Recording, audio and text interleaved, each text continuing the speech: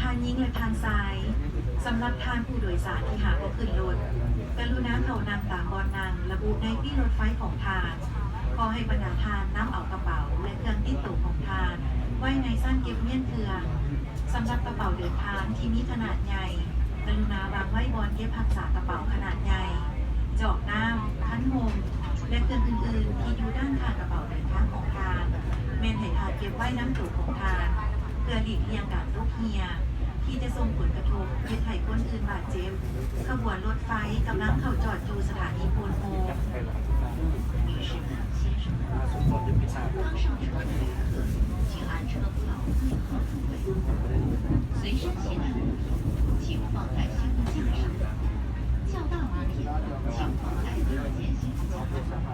行李架上放侧兜内的水杯与3个物品，请取客，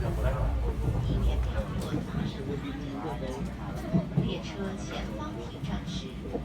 横湖站。Ladies and gentlemen, passengers who have just boarded the train, please be seated according to the seat number on your ticket. Please put your belongings steadily on the specified tracks or in the luggage room on the far end of the coach. Please take out the cups, umbrellas, and other items